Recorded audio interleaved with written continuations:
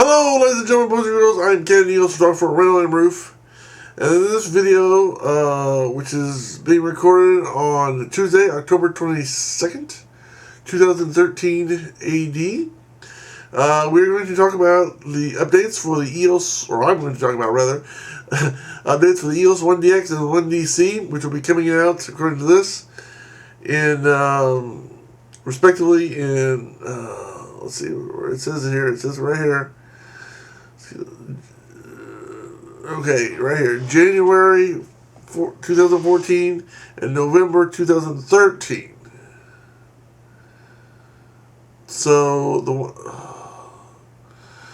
we can. I'm not sure which one, whether it's going to be the 1DX or the 1DC is going to be January, and I'm not sure which one, whether it's 1DX or 1DC is going to be November. But anyway, November and January we're going to have some updates. So let's talk about those updates and what they are. This is just, you can read this for yourself. I'm going to go over it quickly. Improved operability for the 1DX. That's obvious. Alright, next we got, let's talk about those improvements. Autofocus performance with moving subjects. So, if you got moving subjects and you need better autofocus performance, which we all do, this is going to be an improvement. Woo, 2.0. Let's go to the next. Enhanced AI servo autofocus performance in low light conditions. Again, low light, better autofocus. Can't complain. Thanks to Canon for making that even better. Improved acceleration, deceleration of tracking parameters. To improve tracking performance of fast-moving subjects that fill the frame, additional parameters for acceleration and deceleration when photographing rapidly moving subjects that accelerate or decelerate quickly or unexpectedly. In response to feedback from professional photographers, these new settings have been added to handle larger differences in speed, i.e. the rate of change of image magnification compared to the previous firmware. So if you're tracking something that changes speeds quickly, or 1 second it's fast, 1 second it's slow, they've improved their tracking parameters. So that's, again, that's more technical than we really need to, most people really care to know about, but it is, it's an improvement, so that's good. Selection of initial autofocus point while shooting in 61-point auto selection, autofocus. So basically they're changing that, improving it. Let's see what else. Autofocus switching according to camera orientation. Now this is something that sounds interesting. In addition to programming the EOS-1DX camera to automatically switch to a different autofocus point and area selection mode based on camera orientation, firmware version 2 adds the option of programming only the autofocus point to 3 different autopoints according to the camera to allow for greater customization of the camera to specific shooting styles. So this is kind of neat. So it gives you more programming options depending on whether you hold it vertical or horizontal. That's nice.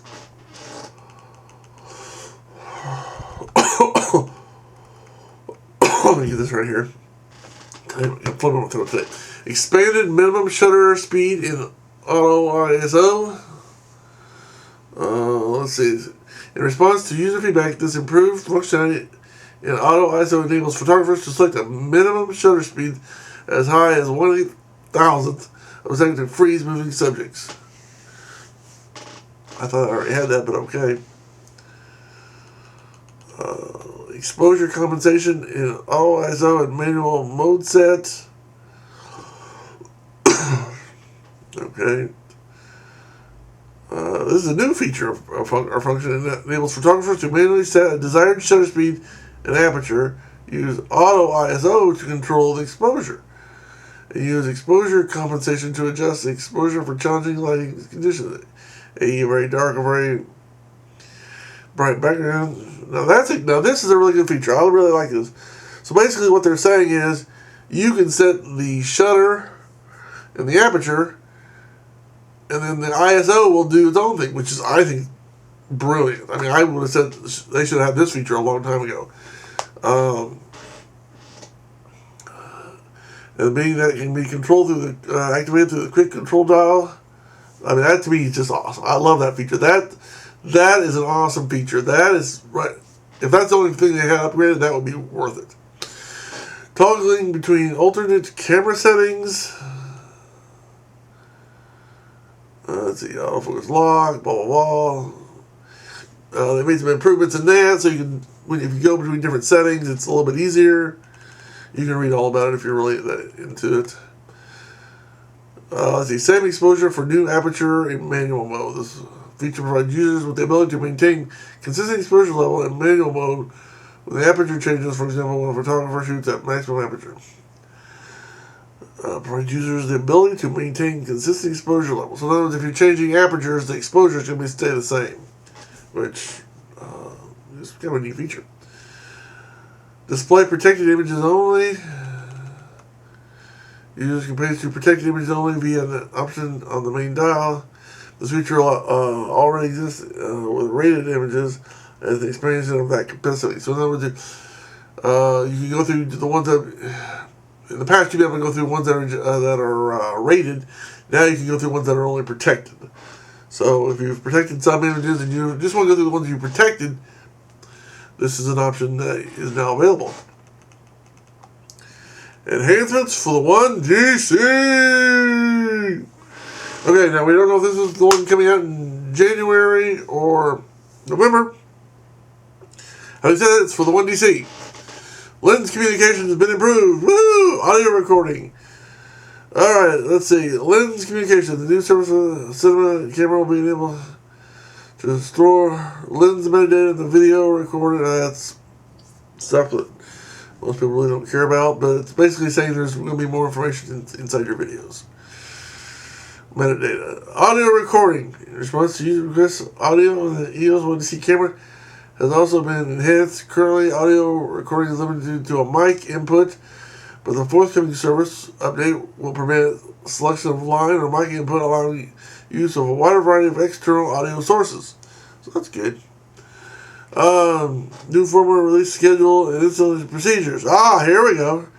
We're making some information on when they're coming out. Alright, firmware version 2 for the EOS-1DX is scheduled to be posted on the Canon website January 2014. Install firmware on their own or have it installed by authorized Canon Canon Factory Service Center. For more information, visit blah blah blah. You can click on the link. For updates on the 1DC, scheduled to be available in November 2013 and will be installed at no charge to server or camera blah blah blah blah for your operation. Blah blah blah.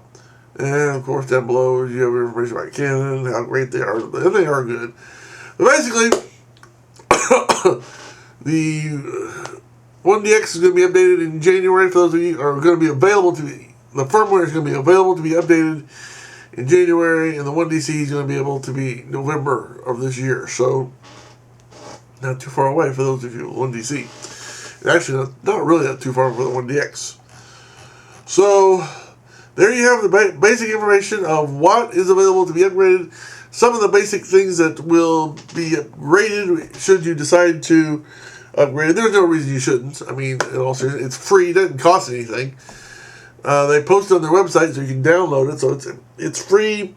It improves everything. It makes it better. There's no reason not to upgrade, in my opinion. All you have to do now is sit there and wait. So until next time, that's all there's to it. You just gotta wait.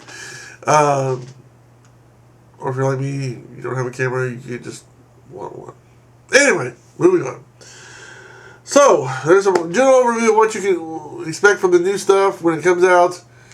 Some of the things that will be enhanced. And again, there's no reason not to upgrade because it makes it better. It's free, doesn't cost anything.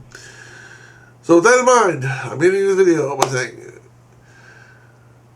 this is Ken Needles, photographer Randall, saying thanks for watching. Have a good day. May God bless you. Keep taking those pictures. Hey, goodbye.